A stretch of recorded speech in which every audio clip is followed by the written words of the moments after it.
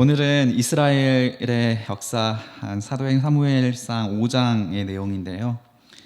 지난 시간에 어떤 일이 있었는지 기억나시나요? 하나님께서 블레셋을 이스라엘에게 보내셨습니다. 블레셋이 자신들의 욕망 때문에 이스라엘을 쳐서 전쟁을 일으켰지만 그것은 하나님의 보내시는 심판이라고 했죠. 하나님께서는 때로 인간의 욕망까지 이용하셔서 하나님의 사람을 때리는 대로 사용을 하십니다. 블레셋이 그 하나님의 채찍의 역할을 계속 여러 번 감당하게 돼요. 사무엘상에는 특히 이 블레셋으로부터 이스라엘이 많이 고난을 당하게 되는데, 블레셋이 자신들의 욕망 때문에 이스라엘을 치러 왔지만 실제로 그것은 하나님의 채찍이라고 했잖아요. 그러면 이스라엘이 블레셋과 싸워서 이길 수 있다? 절대 없다라는 거예요. 이스라엘이 아무리 준비를 열심히 했어도, 아무리 막강한 군사력을 가지고 있어도 그들은 애초에 이길 수가 없는 싸움이었습니다. 하나님께서 이스라엘을 지게 하려고 일으키신 고난인데 우리에게도 그런 고난이 찾아온다고 했어요. 하나님께서 여러분들을 진짜 사랑하시면 절대 여러분들이 이길 수가 없는 하나님의 의도된 고난이 찾아와요. 그때 여러분들은 주저앉게 될 수밖에 없는 게 그게 하나님의 의도니까. 여러분들이 주저앉아서 한나와 같이 끝까지 기도로 하나님 앞에 나아가라고, 그 선물처럼 주신 고난이기 때문에 그 고난이 여러분들에게 찾아오면 여러분들이 하나님께로 나오는 반응을 해야 된다는 거예요. 그런데 엘리에게는 지금 똑같이 한나와 같이 하나님께서 때리시는 재앙과 심판이 있었을 때 엘리는 어떻게 했어요? 엘리는 무감각한 거예요. 당장에 지금 이번 블레셋 전쟁에서 자신의 두 아들이 죽어야 되는데 그 전쟁터에 두 아들을 아무렇지 않게 내보내게 되고, 하나님의 심판인지 어떤 의도인지를 전혀 캐치하지 못한 채 그냥 하나님의 심판에 얻어맞고 있다라고 했잖아요. 우리가 하나님에게 무감각하면 하나님께서 우리에게 주신 의도를 파악할 수가 없습니다. 이때 지금 엎드려야 할 땐지, 믿음을 발휘해가지고 싸워야 될 땐지, 그거를 분간을 못하니까 엉뚱한 반응들을 자꾸 하는 거예요. 이스라엘 백성들한테 언약궤가 없어서 진 게 아니라고 했잖아요. 그런데 엘리후를 비롯해서 그때 장로님들은 어떻게 했어요? 언약궤가 없어서 졌다라고 생각을 하는 거예요. 그러니까 그 언약궤를 가져와라. 언약궤는 하나님을 상징했죠. 하나님을 가져와라. 이스라엘이 하나님이 없어서 패배했다고 생각을 해서 하나님 그거 가져와라. 지시대명사를 사용합니다. 이스라엘에게 하나님은 종교적인 하나님, 부적과 같은 하나님, 이게 없어서 졌다라고 생각하는 하나님인 거예요. 내가 원한다면 하나님까지도 움직일 수 있는 하나님. 어떤 모 목사님께서, 광화문에서 굉장히 활발하게 사역하시는 목사님께서 그런 말까지 하셨더라고요. 하나님 까불면 나한테 혼나, 이런 말까지 하셨더라고요. 그러니까 하나님이랑 지금 우리와의 관계를 전혀 이해를 못하고 있어요. 하나님을 우리가 움직일 수 있다고 생각하는 것부터가 벌써 종교적인 신앙이라고 했죠. 하나님은 그 신앙을 결코 허락하지 않고 그 의도에 하나님 따라가지도 않고 그 요구를 당연히 들어주시지도 않는 분이신 겁니다. 지금 그런 오해하고 있는 하나님에 대한 이해를 이스라엘 백성들에게 때리기 위해서 블레셋을 보낸 거예요. 우리에게도 이런 블레셋과 같은 존재가 있습니다. 나를 너무 힘들게 만드는 사람, 나를 자꾸 무너지게 만드는 사람. 하나님께서 그 사람을 보내시는데 그 사람이 우리의 원수가 아니라 그 사람이 하는 어떤 행동, 어떤 말투, 그런 것이 내 안에서 거부 반응처럼 일어나서 나를 힘들게 만들고 나를 시험 들게 만드는 블레셋과 같은 상황들과 사람이 반드시 있을 거예요. 그런 사람이 찾아왔을 때 이 사람 때문에가 아니라, 이 블레셋 때문이 아니고 지금 누구 때문에? 나 때문에. 하나님께서 나 때문에 이 사람과 이 상황을 보내서 무언가를 말씀하고 계시구나. 모든 문제를 내 안에서 찾아야 된다라고 했죠. 내 안에서 찾아서 이스라엘 백성들이 지금 해야 될 거는 하나님 그거 가져와가 아니라 하나님 죄송합니다. 하나님 제가 죄인입니다. 한나와 같이 끝까지 엎드려서 죄인으로서 고백하고 하나님의 선하심을 인정하게 되는 것이 이스라엘에게 블레셋을 주신 의도였는데 이스라엘이 그걸 캐치하지 못했습니다. 그 결과 이스라엘에게 34,000명의 보병들이 죽게 되었고, 이스라엘이 그렇게 목숨처럼 여겼던 이스라엘의 언약궤, 하나님의 언약궤를 블레셋에게 갈취를 당하게 되는 내용까지 4장이었습니다. 그리고 엘리의 두 아들이 죽게 되었고 그 소식을 들었던 엘리는 뒤로 넘어져서 목이 부러져서 죽게 됩니다. 성전에 있어야 될 언약궤가 사라졌고 성전을 담당한 대제사장이 죽어버렸고 그 두 아들들도 죽어버렸어요. 이스라엘에게는 아무 소망이 없습니다. 엘리의 며느리가 그 소식을 듣고 나서 임신하고 있었는데 갑자기 배를 아파하면서 좀 이른 해산을 하게 됩니다. 그러면서 이가봇이라고 외치게 돼요. 이가봇은 하나님의 영광이 이스라엘에게서 떠났다라는 뜻입니다. 그 이가봇이 그 아들의 이름이 됩니다. 그 아들은 태어날 때부터 자기 아빠와 엄마를 잃고 이스라엘의 언약궤를 잃은 하나님의 영광이 사라졌다라는 이름을 가지고 평생을 살아가게 되고요. 그 아이의 운명이 이스라엘의 운명이다라는 것을 상징하게 됩니다. 이스라엘은 철저하게 짓밟혔고 자존심이 무너졌고 하나님이 패배하게 된 충격에 휩싸이게 되는 겁니다. 그 상황에서 5장 1절의 사건이 발생하게 돼요. 첫 번째입니다. 하나님이 이스라엘이 철저하게 패배했어요. 그것이 과연 하나님의 패배인가? 이스라엘이 이해하고 있는 것처럼 우리의 신이 블레셋의 신인 다곤, 블레셋은 다곤 신을 섬겼거든요. 다곤에게 패배했는가? 진짜 이스라엘의 패배가 하나님의 패배인가? 하나님을 믿고 사누고 있는 우리들의 실패가 하나님의 실패인가? 그것이 아니다라고 하는 것이 1절부터 등장합니다. 1절 같이 읽어보겠습니다. 시작. 블레셋 사람들이 하나님의 궤를 빼앗아 가지고 에베네설에서부터 아스돗에 이르니라. 2절 보세요. 블레셋 사람들이 하나님의 궤를 가지고 어디다 넣었어요? 다곤의 신전에 들어가서 다곤 곁에 두었어요. 하나님의 언약궤를 전리품처럼 가지고 왔습니다. 그리고 자신들의 신인 다곤 옆에다가 두었어요. 이때 당시의 고대 문화에서는요, 상대 지역을 쳐서 이긴 그 나라의 신을 가지고 우리의 신 옆에 두면 우리의 신이 그 신의 힘을 흡수해서 더 강해진다고 생각해요. 그 신이 우리 다곤 신을 시중둔다고 생각을 합니다. 블레셋의 이해는 이 이스라엘의 하나님이 이 다곤 신을 시중둘 것이다 라고 이해를 해서 그 다곤 신 옆에다가 두게 돼요. 그랬더니 무슨 일이 발생해요? 3절에 보니까 아스돗 사람들이, 블레셋 사람들입니다. 아스돗 사람들이 이튿날 일찍 일어나 본즉 다곤이 여호와의 궤 앞에 엎드러져서 그 얼굴이 땅에 닿아 있었어요. 그들이 다곤을 일으켜서 다시 그 자리에 세웁니다. 그리고 4절 보세요. 그 이튿날 아침에 그들이 일찍 일어나 본즉 다곤이 여호와의 궤 앞에서 또다시 엎드러져 얼굴이 땅에 닿아 있었고 그 머리와 두 손목은 끊어져 문지방에 있었고 다곤의 몸뚱아리만 남아 있었다라고 해요. 우상이 질밟히고 무너져서 목이 부러지고 팔이 부러져서 있었습니다. 그리고 엘리도 목이 부러져서 죽었습니다. 이 저자가 이거를 우연으로 기록을 했을까요?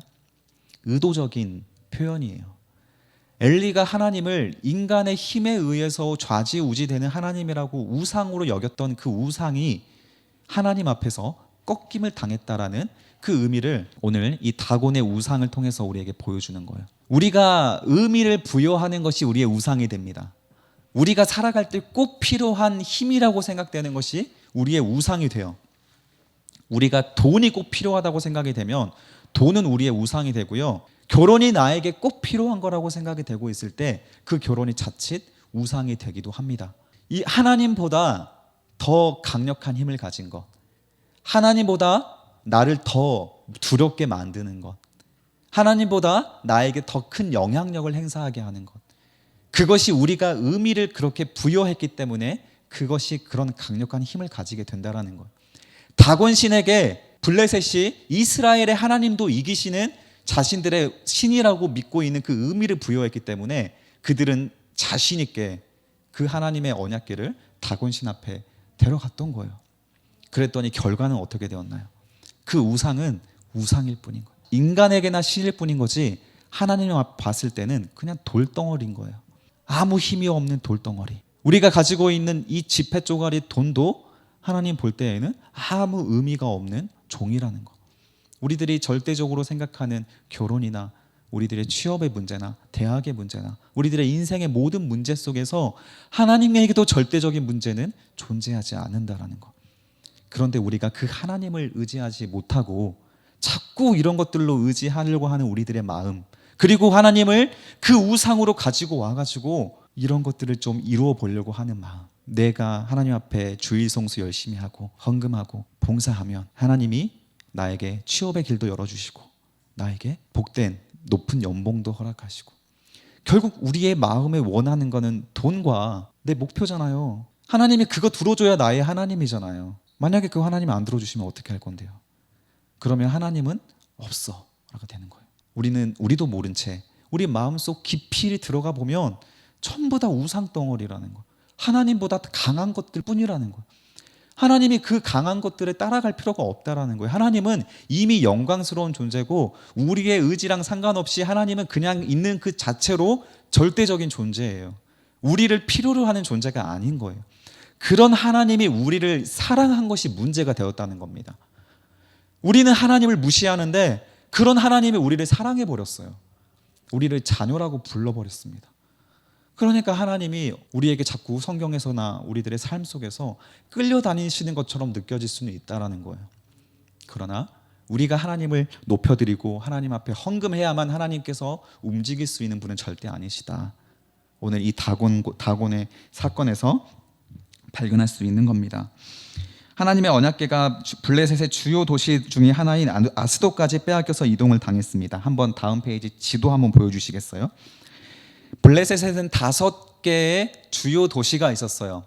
이 5개 아벡과 아스돗과 가드와 에그론 이런 지역에서 블레셋의 어떤 주요 도시들이 있었는데 이 5개 주요 도시 중에서 4군데를 이 언약궤가 이동을 하게 되는데 5장의 스토리와 6장 스토리를 읽어보면 이곳에 가는 곳마다 하나님께서 블레셋 지역을 다 박살내시는 거예요.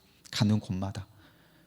그렇다면 블레셋이 우리의 다곤신보다 하나님 이스라엘의 하나님이 더 강하구나 이렇게 생각하고 회개하고 이스라엘의 하나님을 자신의 신으로 섬기는 게 아니고 이 언약궤를 이스라엘로 돌려보내버립니다.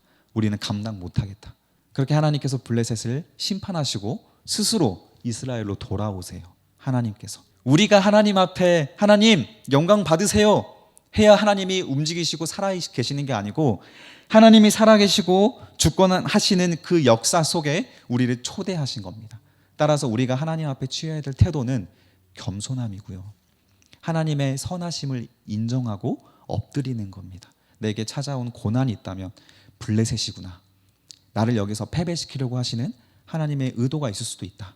나를 돌아보자. 내가 정의가 아니고요. 하나님이 정의예요. 내가 옳다고 생각하는 게 옳은 게 아니고 하나님이 옳다고 생각하는 것이 정의입니다. 그것을 순종하고 이해하고 결단하고 하나님을 아멘하는 것이 우리들의 신앙생활이 되는 거예요. 또 한번 생각해 보세요. 이스라엘이 패배해서 하나님의 언약궤가 블레셋으로 흘러갔습니다.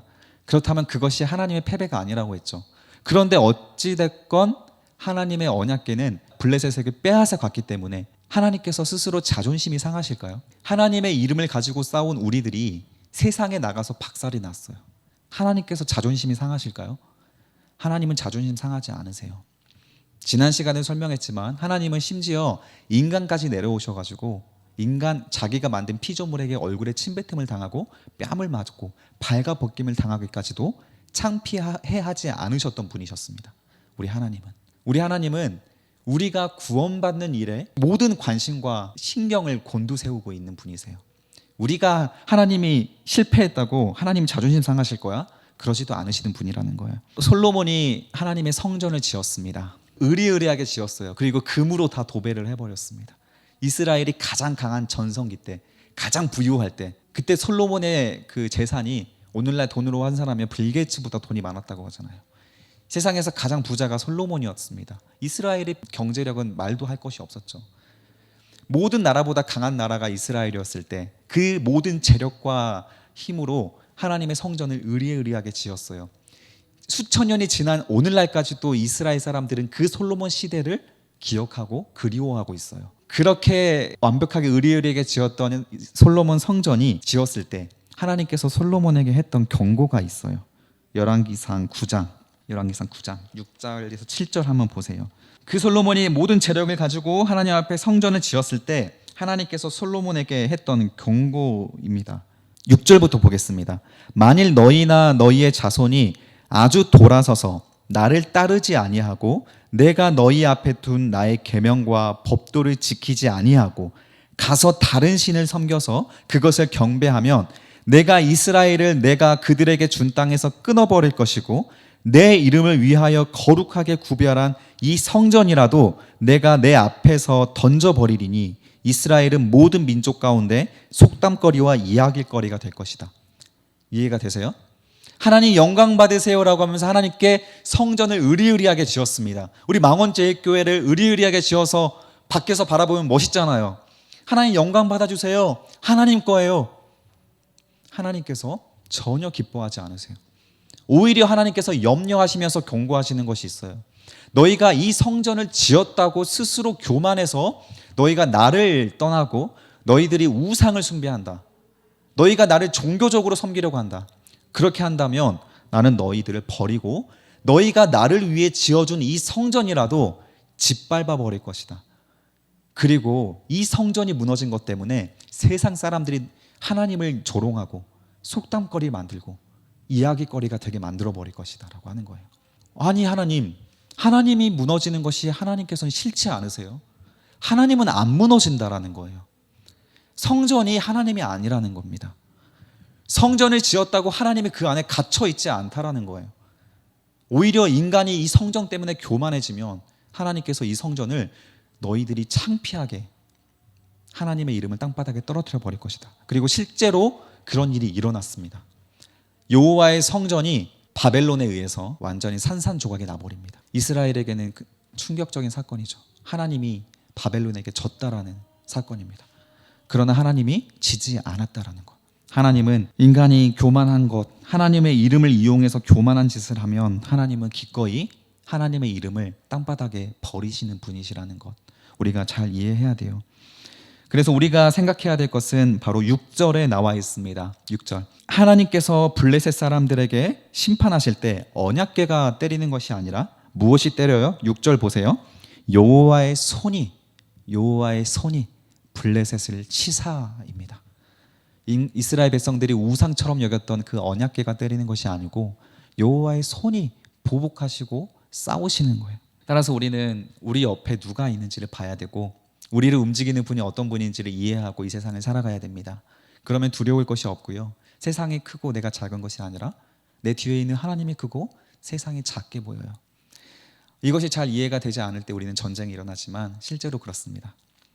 옛날에 제가 저기 장신대에 있을 때 그 목사님께서 있었던 이야기를 한 가지 해주셨어요. 빌리그리암의 목사님에 대한 이야기였던 것 같아요. 그 빌리그리암 목사님이 보수 측에서 사역하시는 목사님이신데 미국에서 어떤 순복음 교단에서 그 목사님을 초청해서 강사로 갔습니다. 근데 여러분 순복음교회 혹시 가보신 적 있으세요? 순복음교회 가보면 그 방언으로 한번 기도하기 시작하면 2시간 동안 쉬지 않고 기도하는 교회가 순복음교회거든요. 정말 뜨거운 교회예요.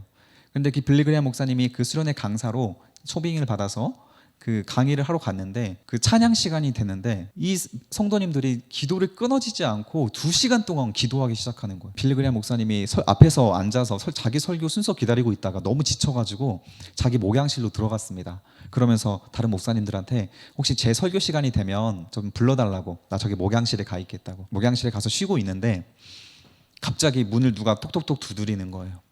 그러더니 들어오세요 하니까 키가 건장한 미국 청년 8명 정도가 우르르 들어오는 겁니다. 한 키가 190m 된 그 키가 큰, 덩치가 큰 그런 미국 청년 9사람 정도가 우르르 들어오더니 목사님이시죠? 네, 목사입니다. 했더니 무릎 꿇으십시오. 그러는 거예요. 기도해 드리겠습니다. 미국은 무릎 꿇는 문화가 아닌데 그 키가 막 건장한 애들이 강압적으로 말하니까 기세에 눌려가지고 무릎을 꿇었대요. 그래서 목사님을 위해서 기도해 준다고 해서 기도를 시작하는데 보통 여러분들을 위해서 기도해 주면 얼마나 기도해 주나요? 한 30초에서 1분 기도하면 보통 기도할 말이 사라지잖아요.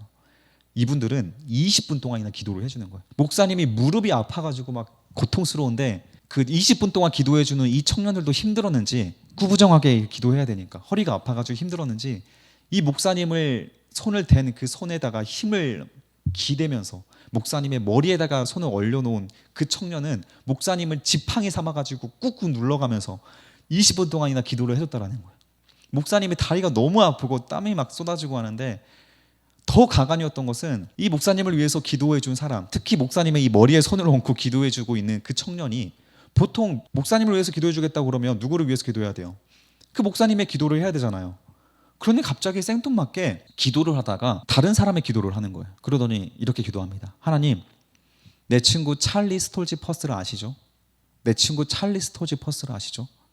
그는 여기에서 가려면 5번 프리를 타고 올라가야 됩니다.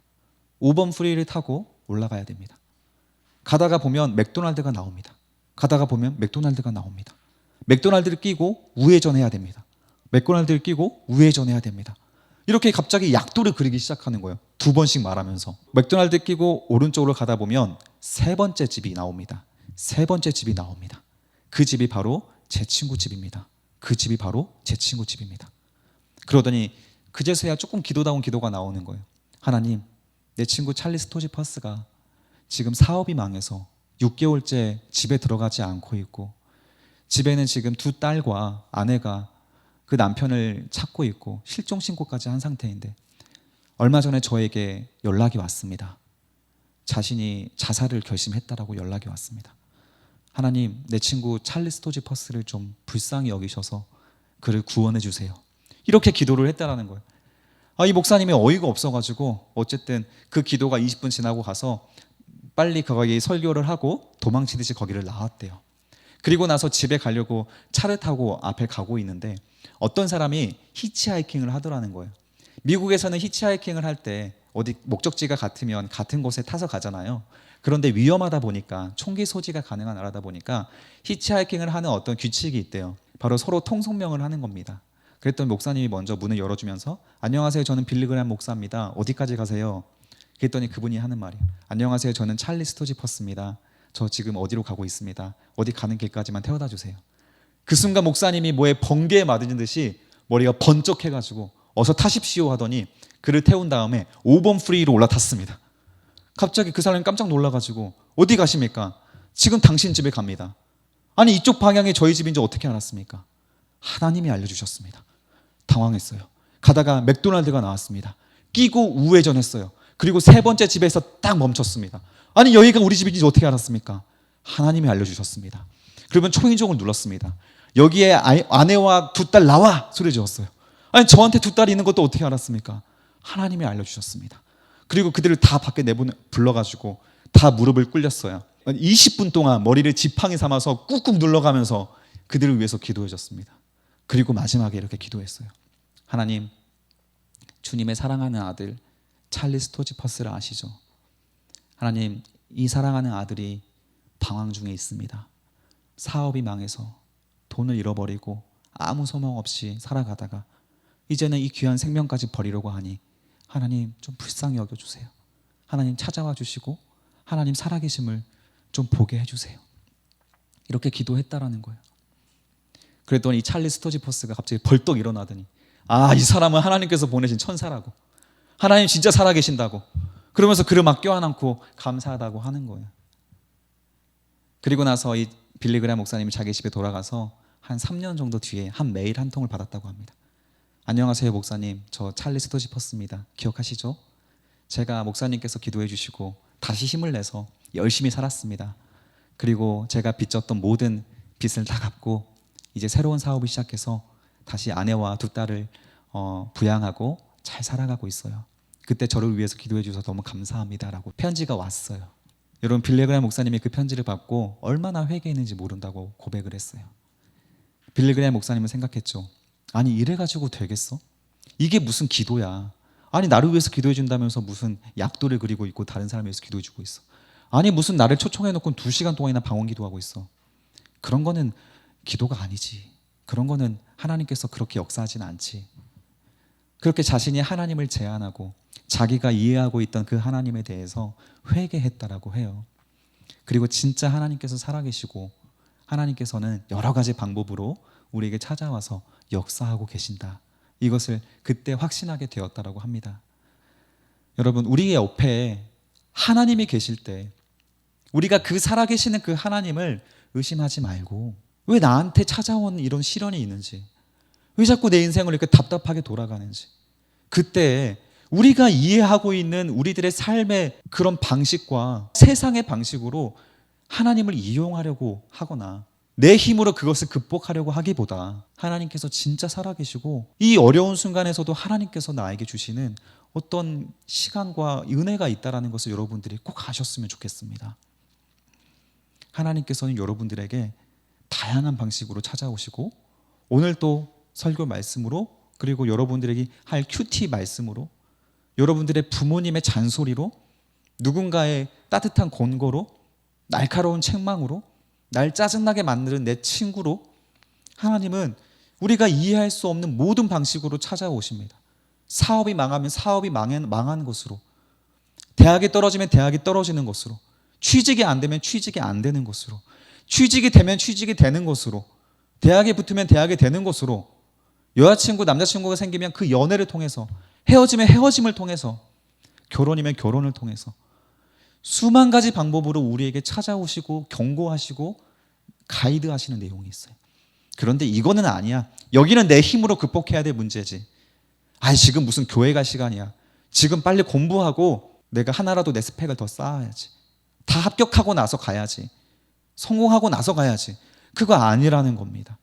하나님은 그 어려움을 통해서 지금 나한테 말씀하고 계시는 중인데 우리는 자꾸 그 어려움을 하나님과 분리시키고 내 힘으로 아둥바둥 한다라는 거예요. 여러분 옆에 계신 하나님을 의지하세요. 그리고 나에게 고난이 찾아오면 오히려 하나님께서 주신 은혜라고 생각하고 하나님께 엎드려 보시고 하나님 앞에 나아가 보세요. 그리고 무엇보다 하나님을 우선순위해서 여러분 주일 성수 잘 해주시고 이왕이면 교회 늦지 마시고 1시에 예배 시작하니까 정시에 딱 맞춰서 오려고 노력해 보세요. 하나님이 우선순위에 있는 거예요. 인간관계가 우선순위에 있는 게 아니고 우리들의 능력과 우리들의 재력이 우선순위가 있는 게 아니라는 것 여러분들이 꼭 기억하셔서 하나님을 위해서 먼저 헌신하고 살아보십시오. 그 안에서 기적이 일어나고 그 안에서 하나님과 동행하는 놀라운 기쁨이 함께하게 되는 것입니다.